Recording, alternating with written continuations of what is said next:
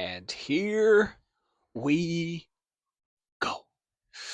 Week 11, everybody. Welcome back to Battle of the Shorts. We have 4 great matchups to get into this week. If you're not, go follow my friend Chris over at Liminal Spaces. That's the shout out for this week.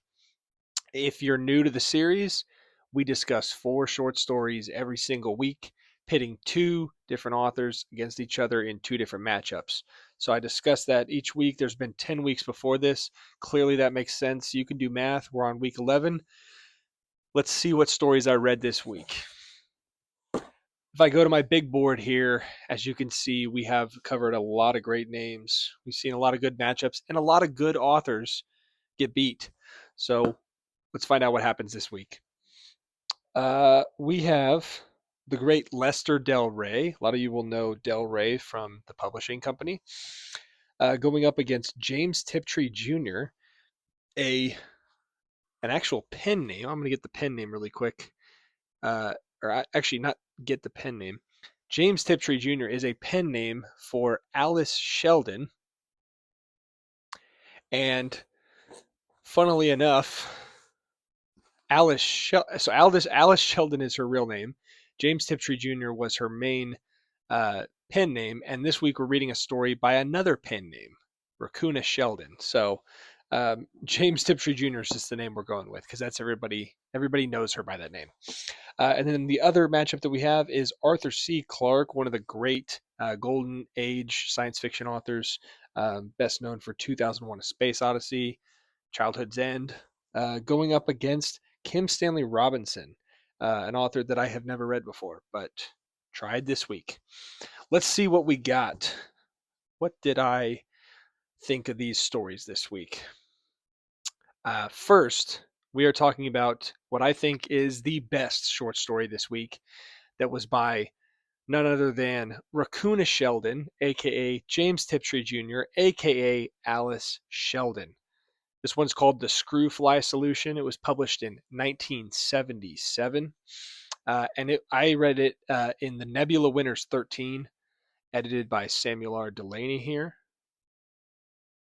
And it was horrifying, to put it bluntly. This story follows a man named Alan and his wife Anne, and they're corresponding through letters throughout the story. That's kind of the format this is told in. And we essentially have an outbreak of religious mania slash a virus, a mind virus slash, we don't really know what it is, that is essentially causing males to purge the earth of females. It's a pretty crazy premise. So let me just start off by saying, read the story for yourself if you're interested in that premise alone, because it's a deeply horrific story that I won't get too much into like the nitty gritty of and the details, just because it is pretty disturbing in like a very interesting way. And I don't mean that to like further that way of like the, I think that Racoona Sheldon, what am I going to call this author?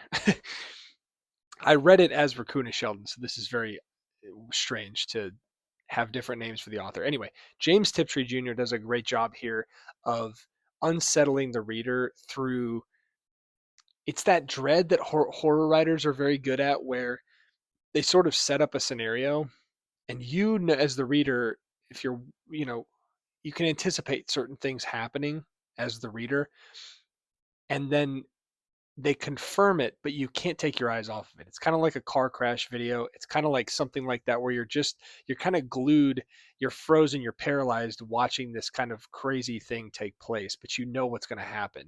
And so I think the entire story is like from start to finish kind of happens that way, where it's this slow seeping dread from the very beginning. Once you grasp kind of the main uh, plot and just like where the direction the story is heading, you start realizing what's going to happen, and you're it's kind of in the pit of your stomach. You're sick to your stomach, and you're like, oh boy, but you can't stop reading it.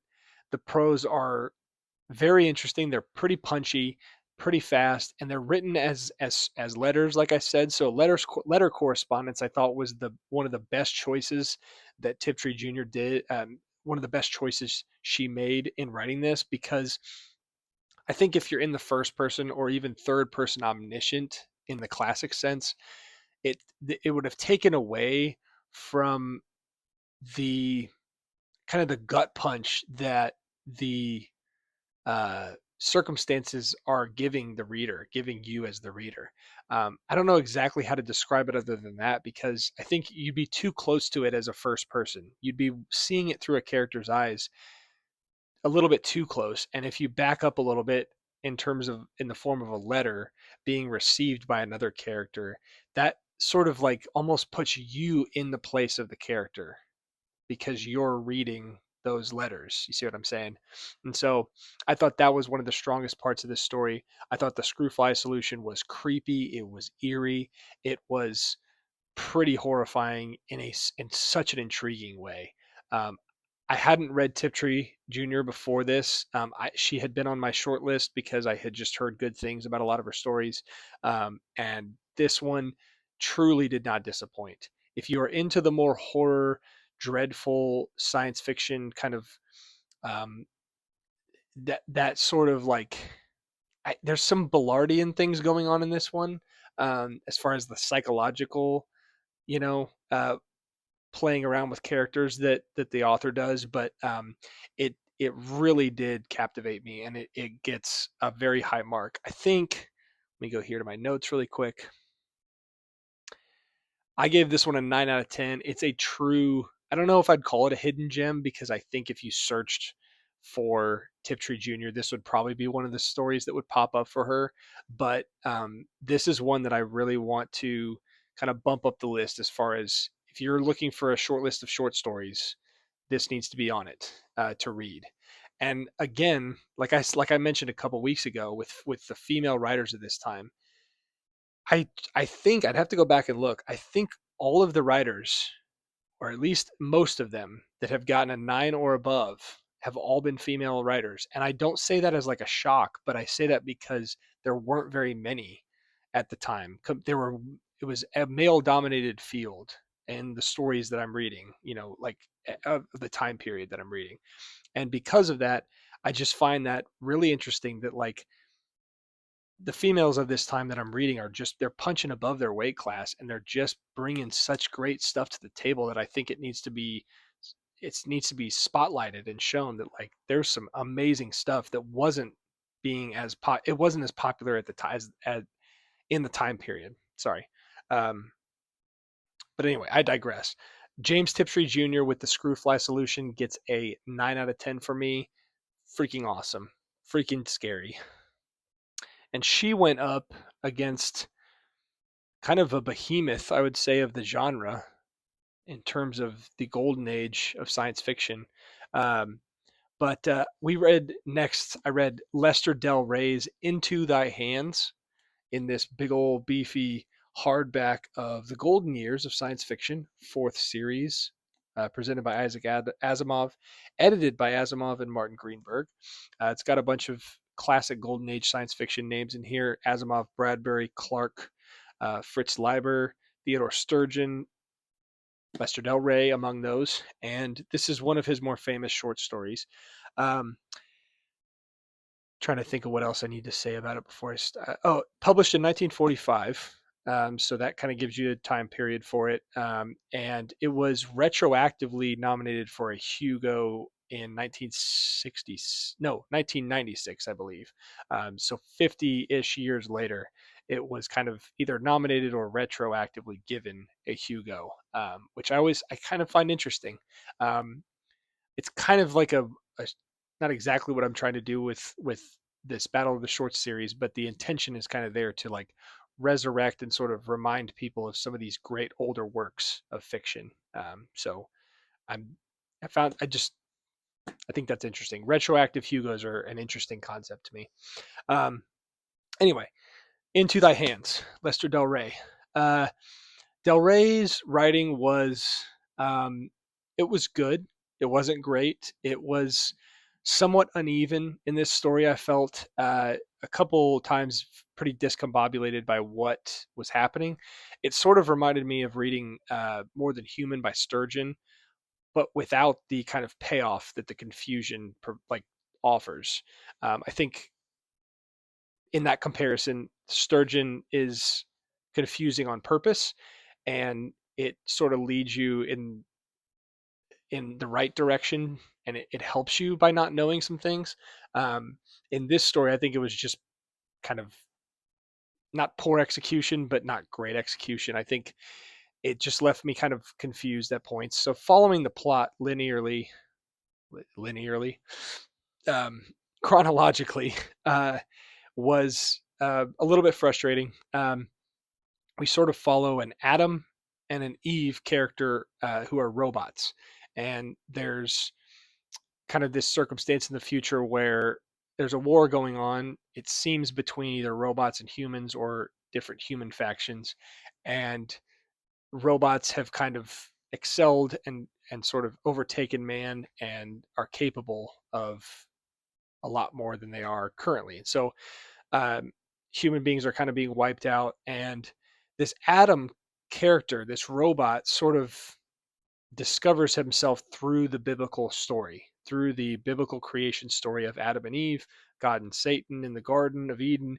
And there's a ton of religious imagery and a ton of religious like language used in this. So viewed through that lens, the story's title even, Into Thy Hands, um, you can see kind of what Lester del Rey was trying to do here from the get-go. After about 5 or 6 pages, I started kind of catching on to where we were headed, I think, a little bit. But it was just kind of clumsily handled, in my opinion. It was kind of obtuse um, in a couple spots. I really didn't like the way that the Adam character kind of spoke about the Eve character. Even in the context, it felt pretty uh, not sexist necessarily, but obtuse, just kind of annoying, uh, and not even smug either in the annoying way. I think it was just kind of like the way that Del Rey wrote at the time. Probably, I don't know. I don't know. I haven't. I don't find myself loving Golden Age science fiction. I think that it has its very important place among science fiction and its history, and I recognize that. I don't want to discount that, but it just has never been my favorite to read, and the tone, the the feeling, as far as the air about it, more often than not leaves me feeling kind of a sour taste, kind of a boring, dry taste, rather than the kind of vibrant, crazy, off the wall things that the new wave provides. And so, at least as a reader, I just make this point that I think Sheldon's story being published in, I think, 77. Let me look here real quick. Yeah, 77. So like prime new wave, if I have my dates correct. Um, and then this is kind of like right in the middle of that golden era, where I think both of these stories illustrate my tastes as a reader, where I much more gravitate to something experimental, much more pushing the envelope in Tiptree Jr. Versus Lester Del Rey here. And again, it's not bad writing.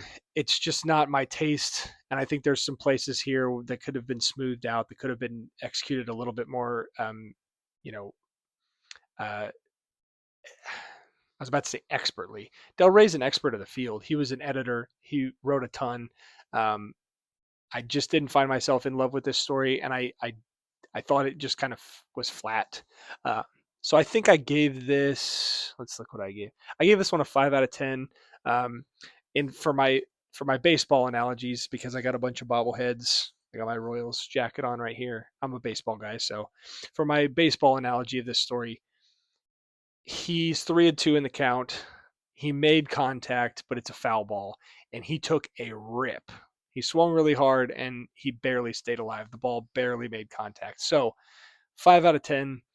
It really wasn't something that I'm going to revisit. It's not something that I want to go back to. And Del Rey, it's not like I don't want to read him again, but it again confirmed kind of my feelings towards the Golden Age, if that makes sense. So as a reader, I think I'll be going back to it from time and again, especially in this Battle of the Shorts series. I have plenty more Golden Age stories to go through, but um, it is another W for kind of that new age, new wave movement. And so Racoona Sheldon / James Tiptree Jr. / Alice Sheldon. Gosh, say that 5 times fast. She takes the victory with the Screwfly Solution over Lester del Rey's Into Thy Hands. We're going to put that on the board with James Tiptree. Look at that handwriting. That's a Sharpie right there. I know what I wrote. It's fine. Anyway, let's see. We are already dragging on time, so I'm going to make sure and not waste any more of your time by just yammering about my handwriting. But get to this next matchup. Arthur C. Clarke's The Fires Within versus Kim Stanley Robinson's The Disguise. Let's get to it. First, I think we should talk about Clarke. Another one of these beefy. I really like these physical books, these golden years of science fiction books. This is the 5th series, just like the other one was the 4th series. This is the 5th series with a really cool cover. Really like that cover. And this contains The Fires Within by Arthur C. Clarke. I have read Clarke, I think, just one time in Childhood's End about a year ago, a little over a year ago, and I really enjoyed Childhood's End. I thought it was a really good story. It was the most flavorful of the Golden Era, Golden Age guys that I read at that time. And just like I was talking about with Del Rey, I won't repeat myself, but Clarke again kind of cemented that feeling of the dryness that I feel towards the Golden Age, where more often than not it comes up a little bit boring and slow for me. I don't know why. I'd love to learn more about it and just keep reading more and figure out why that is. But maybe it's just me. Maybe it's just the style. I don't know. The Fires Within is pretty much told in letter format. And we get this kind of interesting circumstance of a Dr. Matthews and a Dr. Clayton who are. Dr. Matthews is writing about Dr. Clayton's discoveries of a sort of sonic machine that is like sending pulses into the ground to map the inside of the earth. So like below Earth's core, like crust and into the core, kind of map what's under there. So through this technology, Dr. Matthews is writing a correspondence to the like Minister of Science, I believe, telling him about Dr. Clayton's discoveries. And Dr. Clayton, I think, like dies after his discoveries. So like that's why Matthews felt this was important to like relay. And he discovers that there is like a civilization below the Earth's core. They don't know who, they don't know what, they don't know why, they don't have any of these answers. But the story, in being pretty short, kind of details what their findings are at the end. Like it's like, we found something, we don't know what it is, we'll see. And then we take this kind of jump to the perspective of the creatures that they found, which I thought was a pretty cool jump. I won't spoil it completely, but that's the gist of it. And it was a fun ending. I thought the ending was good, and I thought it bumped it up for me. But I felt similarly to the way that I did about Into Thy Hands, where the first like 3 pages were like reading a research paper. That's what it felt like. And I know it was establishing some like credibility. I know it was, some of it, especially with Clarke, like some of the writing of that time leaned more on the science than the actual fiction. And so I think that was kind of what was happening here. But I said it started pretty dry. Feels like reading a research paper. It gains steam. It's a solid story, and then like the ending is really good. It's a good one, but not a great one. A fine golden age story to showcase the talents early in Clarke's career. So I forgot to mention.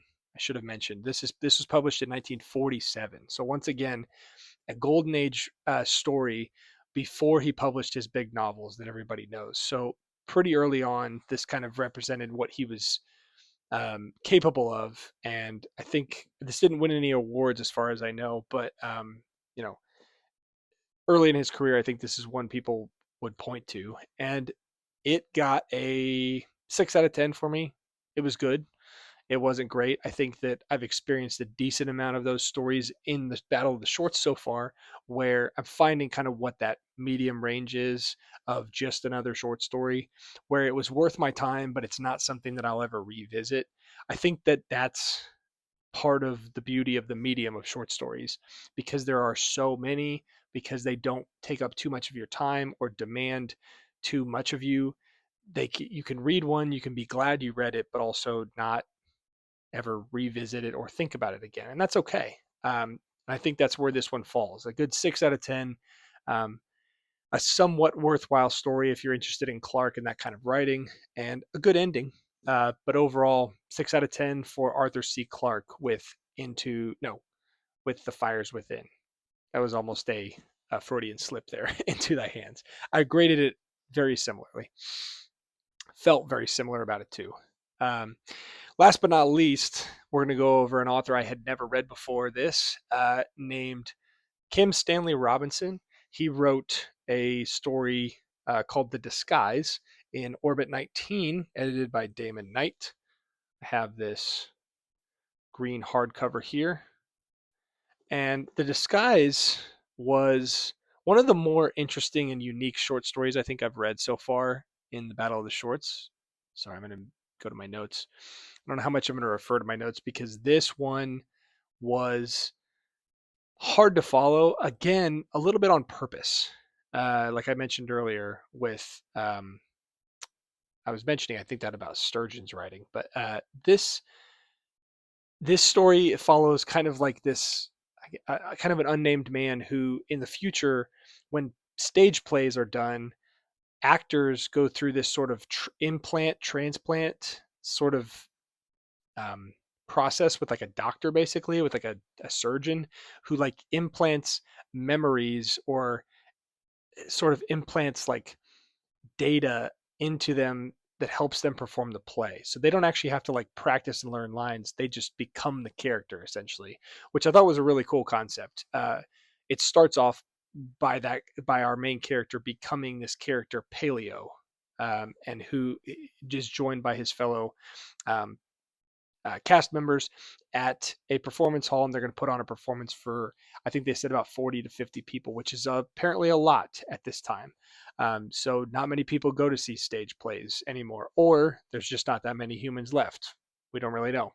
And there's this mysterious figure that Paleo keeps mentioning to us, called the Hieronomo, I believe is how you pronounce it, but it's this kind of character, this actor who had committed murders, and sort of went off the rails on stage, and who has been committing different acts and been changing his appearance and sort of morphing into a different killer each time. So you have this kind of looming figure overplays of this Hieronomo that could appear at any time, basically. And uh, it's sort of just like that's the bedrock of it. We go through the play, which a play within a short story was a pretty jarring experience to read, like not in a bad way, but just I'm not a play person. I don't go to see live theater. I don't like to read plays. The like stage direction, the way it's written on the page, it's just not my thing. I like to read classic fiction in the way that it's written in a story. Um, just like I read here. And so it made it palatable, but again, for my taste, and I'm trying to be objective here, eh, it was harder for me than maybe your typical story, because there was a lot of characters, a lot of moving parts, and you're sort of like, it's sort of like Inception, where you're like a dream within a dream. This is a story within a story. And so following the motivations and the stakes and the characters was even harder, because you're already in short form And I don't know. It was just, and the play itself is, I believe, a made up play. So you're like following a fictional story about a fictional play. kind of mind blowing stuff. I credit Kim Stanley Robinson for that kind of inventive concept, though, because I thought it was really cool, and that alone gave it some merit and some like it gave it some interest for me. And then there's a twist that I could see coming for quite a while at the end. That's not to say it's not a good twist. I just didn't think it was, for lack of a better way of saying, I didn't think it was disguised very well. Name of the story is The Disguise. Haha, great dad joke, dad like book. But yeah, I overall, like, I enjoyed this story enough, but I felt that it was, again, that kind of good not great, where the inventiveness of the concept and the fun twist were worth it to me and made it a worthwhile read, but the sort of like story within a story confusion, the that was difficult to meander through, and then the fact that I could kind of see the plot twist coming from a ways away took away a little bit from me, because I mean, I'm not asking to be like shocked and, oh, I didn't see that coming every time I read a short story, but when you set that up, it's just hard to pull off in short form, like I said. So two very difficult things to pull off in short form, and they were kind of pulled off well enough to earn a 6.5. So barely a close victory here. Kim Stanley Robinson with The Disguise is going to take home the victory with a 6.5 over Arthur C. Clarke's The Fires Within. So this week we had two unknown, at least to me, authors, or unread authors, I should say, that took home W's. Kim